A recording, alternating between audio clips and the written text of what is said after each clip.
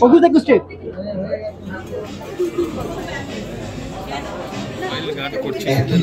হয়তো প্রত্যেকবার করি, এবারেও করব,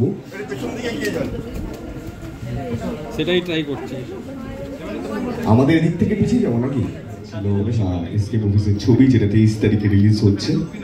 ইনফ্যাক্ট আজকে আমাদের গ্র্যান্ড মিউজিক রিলিজে অনুপম দা একটু পরেই আসবে, আমরা পুরো বিষয়টাই শুরু করব। তবে তার আগে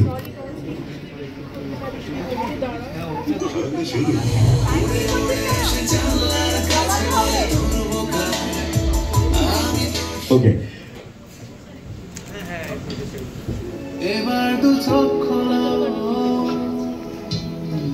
করে করে খাচ্ছিল এতদিন আমি তোর সেই বই পোকা।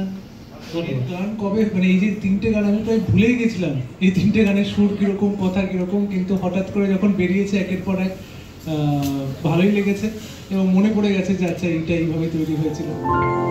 মনে পড়ছে আমার প্রিয় রং তুলি দিন যেন বার করা হয়েছে। তো সেখানে উপরে তুলিকাদি আর শান্তিদার ছবি লাগানো হয়েছে, সেখানে শুট হচ্ছে, ও খুব দুঃখ করে রয়েছে। এবার আমাদের খেয়াল নেই যে সেটা অ্যাকচুয়ালি একটা রবিবারে ইউজুয়ালি মানে যাদের কবর, ওটাতে অরিজিনালি একজনের কবর, তার ছেলে মেয়ে এসেছে, এসে দেখছে যে তার বাবা মার কবরের ওপর শান্তিদা আর তুলিকাদির ছবি। সে যেই এটা দেখেছে, আবিষ্কার হয়েছে, সবাই এলাকা ছেড়ে মানে পালিয়ে গেছে, কারণ সে প্রচন্ড রেগে গেছে যে তাকে জানানো হয়নি তার বাবা মার কবরে অন্য লোকের কবর লাগিয়ে ছবি লাগিয়ে শুট চলছে। সেটা তো যদি কেউ হয় ভবিষ্যতে, সে খুবই জানবে যে সে কতটা লাকি, তাই তো? সে বুঝুক, আমার কোনো আপত্তি নেই, সে বুঝুক সে কত লাকি। আমার কিন্তু ছবি রিলিজ আছে, ছবি একসাথে আছে, সাবধানে। এইভাবে ভয় দেখিয়ে দেখিয়ে রেখে দিয়েছে এত বছর। একটা হয়ে যায়, প্রথম 3-4 বছর দুঃসাহস হয়নি, 5-6-7 বছর 8 বছর পর না অনেকে ছিল, তখন মনে হয় না বললে আর হবে না, তখন পুরুষ মানুষরা বলে, তখন বলে ওঠে। এই পারিবারিক কলহের ছবি কি জানি বুঝতে পারছি না, তুমি তো উত্তরও দিয়ে যাচ্ছ, বলো। এই অফস্ক্রিনে আমরা এখানে যেটা দেখতে পাচ্ছি সেটাও কি শুটিং এর অফস্ক্রিনে চলতো? না না, ওটা একদমই চলতো না। ওটা বুঝতেই পারছো আমার অফস্ক্রিনে কি অবস্থা হয়েছে, যেখানে অনির্বাণ দা আছে, সাহেব আছে, মুকেশ আছে।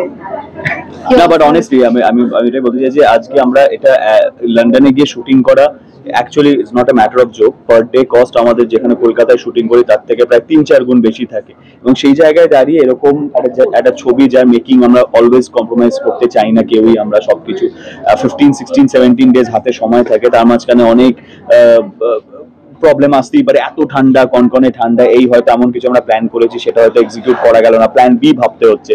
তো সেইখানে খুনসুটি মজা চলে ঠিকই, কিন্তু অতটাও নয়, সবাই আমাদের ফোকাস থাকতে হয় কাজে। আর চন্দ্রবিন্দু সত্যি বলছি, আমার যেটা অন্যরা বললো যে স্ক্রিপ্টটা পড়ার পর আমাদের এতটাই ভালো লেগেছিল যে আমরা সবসময় চেয়েছিলাম যে ফুল কোঅপারেট করবো প্রোডাকশন হাউসকে, যেখানে সব পুরো প্রোডাকশন হাউস এত টিম নিয়ে লন্ডনে গিয়ে শুট করেছে, অ্যাটলিস্ট যাতে ছবিটা আমরা ভালো করে এক্সিকিউট করতে পারি। তো আমাদের পুরো মন ওদিকেই ছিল সবার। বারবার যেটা বলছিল যে এটা একটা ইমোশনাল জার্নি, এটা যে প্রিয় মানুষ যারা চলে যায় তারা যদি সত্যি ফিরে আসে কেমন হয়, মানে সেটা নিয়ে কি বলবে? না, অবশ্যই আমরা সবসময় এখনো, ফর এক্সাম্পল আমার ঠাকুমা মারা গেছে, আমার ঠাকুমার ছবি বাড়িতে থাকে, সবসময় প্রণাম করে কিছু বলে আমি বাড়ি থেকে বেরোই। ও সারাক্ষণ দেখি ওর বাবার ছবিতে কিছু না কিছু কথা বলে, ওর বাবাকে কিছু বলে বেরোয়, কোনো ভালো কাজে বেরোলে বা কিছু, বা ধরো কেউ কোনো অন্যায় কাজ করতে গিয়ে 10 বার ভাবে, খালি মনে হয় যে না ওপর থেকে কারো যদি বাবা মা না থাকে বাবা মা দেখছে, বা কারো যদি খুব কাছের মানুষ থাকে সে মানতো, সে না থাকে বলে সে দেখছে। তো এটা না অদ্ভুত একটা সাবকনসিয়াস মাইন্ডে আমরা সবাই বিলিভ করি যে যারা আমাদের ছেড়ে চলে গেছে তারা কোথাও না কোথাও থেকে দেখছে। এবার যদি সেটা রিয়েল হয়ে যায় তো কি হবে? সত্যি যদি আমরা সেটা হয়, এটা মানে সায়েন্টিফিক্যালি যদি সেটা প্রুভ হয় যে ইট ইজ ট্রু, সত্যি মৃত্যুর পরে একটা জীবন থাকে, সেখান থেকে আমাদের সবাই দেখছে, ফিল করছে, তাহলে কি হবে? That is all about Chandrabindu.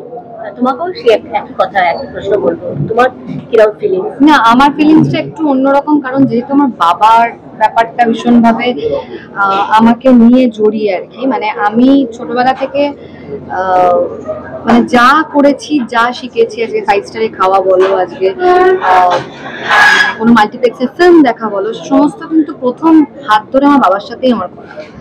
তো এইটা আমার কাছে খুব বড় একটা জিনিস। আমিও শুটিং করতে করতে একটা জিনিস রিয়েলাইজ করতাম যে যদি সত্যি মানে যখন তুলিকাদি শান্তিদা বসে আছেন, যখন সাহেব আমাদের পাশে বসে আছে ঘুরছে যে প্রপার, তখন না সত্যি বসে বসে আমি সাহেবকে অনেকবার বলেছি যে আচ্ছা তুমি বলো না একটু যে মানে সত্যি এরকম হয় না যে আমাদের পাশ থেকে দেখছে বা কিছু। তখন সাহেবও বলতেছে জানি তোর মন খারাপ করে, বাট হ্যাঁ রে বাবু এটা অ্যাকচুয়ালি তুই ফিল করবি যখন কোনো ভাবে যে বিপদ বা কিছু, তখন তুই দেখবি যে কোথাও না কোথাও বিপদ থেকে বেরিয়ে যাচ্ছিল। সেটা মানে অ্যাবসলিউটলি আমাদের নিজেদের মানুষদের জন্যই হয়। এবং আমি অঙ্কুশকে সবসময় দেখি যে ও ভীষণ ঠাম্মার ক্লোজ।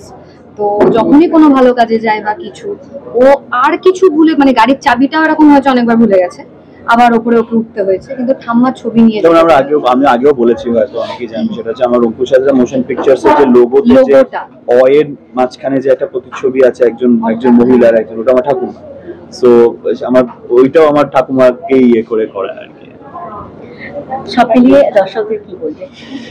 সব এটাই বলবো যে বাংলাতে আমার মনে হয় ভূতের ছবি এমনি কম হয়, সেখানে দাঁড়িয়ে এইরকম ধরনের একটা ইউনিক কনসেপ্টের ওপর, হার্ড হিটিং কনসেপ্টের ওপর, রিলেটেবল কনসেপ্টের ওপর, ইমোশনাল হরর ফিল্ম যেখানে ফ্যামিলি আছে, ইমোশনস আছে, সবকিছু আছে, সেই জায়গায় দাঁড়িয়ে আমার মনে হয় চন্দ্রবিন্দুর মতো কনসেপ্ট বাংলায় আগে কোনোদিন হয়নি। তো আমি একটাই সুযোগ চাইবো অডিয়েন্স যাতে আমাদের সেই সুযোগটা দেয়, চন্দ্রবিন্দু থিয়েটারে গিয়ে দেখে, খারাপ লাগুক ভালো লাগুক যেটাই লাগুক, কিন্তু সেটা যেন ছবিটাকে দেখে আমাদের ফিডব্যাক দেয়। একদমই তাই, কারণ 23শে মে রিলিজ ছবিটা। আমরা যেমন জানি কিছু কিছু হিন্দি ছবি, সাউথের ছবি আমরা জানি খুব একটা ভালো লাগবে না, কিন্তু তাও আমরা পয়সা খরচা করে হলে যাই, গিয়ে তারপরে বিচার করি।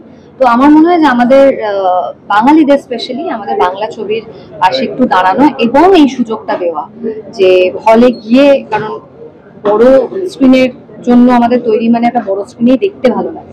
তো সেটা দেখুক এবং আমরা ফিডব্যাক, ভালো মন্দ, পজিটিভ নেগেটিভ দুটো ফিডব্যাক নিতেই আমরা রাজি আছি। হ্যাঁ, লুকটা খুব ইন্টারেস্টিং, আমরা ওটাই ভাবছিলাম। ইনফ্যাক্ট আমরা ছবিটার আগেও বসে ডিসকাস করছিলাম যে এদেরকে কিরকম দেখতে হবে, মানে কোথাও কি একটা অন্যরকম দেখতে হয়ে যাবে বা নর্মালি থাকবে, ওরা খালি এই স্পিরিট বললে চলে গেছে, তাদেরকে আর দেখা যাচ্ছে না, এরকম হবে। তো তারপর ভাবলাম যে কোথাও একটা যেটা হয় যে যখনই ওই স্পিরিটটা বডি ছেড়ে দেয়, আমার মনে হয় বডি যেমন ফ্যাকাশে হয়ে যায়, স্পিরিটটা থেকে অনেকটা এনার্জি বেরিয়ে যায়। সেই এনার্জিটাকে আমরা চেষ্টা করি যে লুকটাকে ওইভাবেই রাখার, যে একটু ড্রেনড আউট, একটু এনার্জিটা বেরিয়ে গেছে। হ্যাঁ, ওই জৌলুসটা, জেল্লাটা আর নেই তাদের চেহারার মধ্যে। তো সেটাই আমরা রাখার চেষ্টা করেছি এবং মেকআপ করে সেটা আমরা করতাম। মানে অন্যান্য যারা ওখানে সেই শুটিং এর মাঝখানে যারা নিজেদের রিলেটিভসদের গ্রেভে ফুল টুল দিতে আসছে, তারা কয়েকবার চমকে দুবার দেখেছে, কি রে বাবু ওটা, ও আচ্ছা শুটিং হচ্ছে, এরকম হয়েছে। But apart from that good fun. এবং আবারও ইন্দ্রিলাদির স্বামীর চরিত্রে এক্সপিরিয়েন্সটা নিয়ে বলো। কেমিস্ট্রি তো বোধহয় খুব একটা দেখা যাবে না, কারণ যেটা আমরা ট্রেলারেই দেখতে পাচ্ছি যে বিয়ের কয়েকদিনের মধ্যেই স্বামী মারা যাচ্ছে, সেইটা নিয়ে কেমিস্ট্রিটা খুব ওয়ান সাইডেড অ্যাকচুয়ালি, ওর তরফ থেকেও আমার তরফ থেকেও। ওর একটা যেটা হয় যে চলে যাওয়ার পর ওর মনের কথাগুলো হাজবেন্ডকে বলতে শুরু করে, আর এই ছেলেটাও অনেক না বলা কথা এবার ওকে বলতে চায় কিন্তু আর বলতে পারে না। ওর ঐন্দ্রিলার কথাগুলো ছেলেটা শুনছে, কিন্তু ছেলেটার কথা ঐন্দ্রিলা শুনতে পাচ্ছে না। তো সেই আক্ষেপের একটা জায়গা তৈরি হয় তখন। এবং যেরকম ঐন্দ্রিলা বললো যে ননস্টপ হাজবেন্ড হয়ে যাচ্ছে, ননস্টপ হাজবেন্ড, তো ননস্টপ হাজবেন্ড আমি ঐন্দ্রিলা শ্বেতখালি এইটা পরপর ছবিতে। তো সামওয়্যার আমার মনে হয় যে ওই কেমিস্ট্রিটা খুব না ওয়ান সাইডেড তৈরি হয়েছে। মানে আমার তরফ থেকে একরকম ভাবে গেছে, ওর তরফ থেকে একরকম ভাবে গেছে, কারণ আমরা একে অপরের কথা শুনে, ও আমার কথা শুনতে পাচ্ছে না। তো সেইটা একটা খুব মজার জায়গা তৈরি হয়েছে। ইনফ্যাক্ট সব থেকে ভালো মনে হয়েছে আমার, যেটা বলা খুব দরকার, ও আমার কথা শুনতে পাচ্ছে না, কিন্তু শান্তিদা এবং তুলিকাদি এরা দুজন তো আমাকে দেখতে পাচ্ছে। এইবার ভূতেদের মধ্যে ঝামেলা লেগে যায়, কি ব্যাপার, আপনার ছেলেকে সামলান, হ্যাঁ সবে মারা গেছে, আমার বউ হয়, হ্যাঁ আমার বউর সঙ্গে দাঁড়িয়ে গল্প করছে ঘন্টার পর ঘন্টা, আর কি হচ্ছে? বলে কিসের বউ হয়, তুমি তো মারা গেছো, তুমি তো আর নেই, তুমি তো সিনে নেই, তুমি এত জেলাস হচ্ছ কেন, যখন ছিলে তখন কি করছিলে? তো ভূতেদের মধ্যে ঝগড়া লেগে যায়, এটা একটা খুব মজার পার্ট। তো আমার দেখো একটা খুব কি বল সেন্সিটিভ একটা গল্প, কিন্তু সেটা খুব গুরু গম্ভীর প্রচন্ড দুঃখের একটা ছবি এটা কিন্তু নয়, ফার্স্টেই বলি। ট্রেলারটা দেখে হয়তো মনে হতে পারে অনেকে খুব গুরু গম্ভীর দুঃখের ছবি নয়, কিন্তু এটা খুব সেন্সিটিভ মেসেজ, এটা খুব ওয়ার্ম মেসেজ, মজার ছলেই কিন্তু দেওয়া আছে। তো সেইটা is I think the USP of the film. কি নিজের লাইফ আপনার ডেতে বিশ্বাস করো? আমি এনার্জিতে বিশ্বাস করি। আমি বিশ্বাস করি যে আমাদের শরীরে যে এনার্জিটা রয়েছে সেটা তো বিলীন হয়ে যেতে পারে না, কোনো একটা অন্য ফর্ম নিয়ে নেয় বা অন্য ইয়েতে এনার্জিটা এই ইউনিভার্সে থেকে যায়।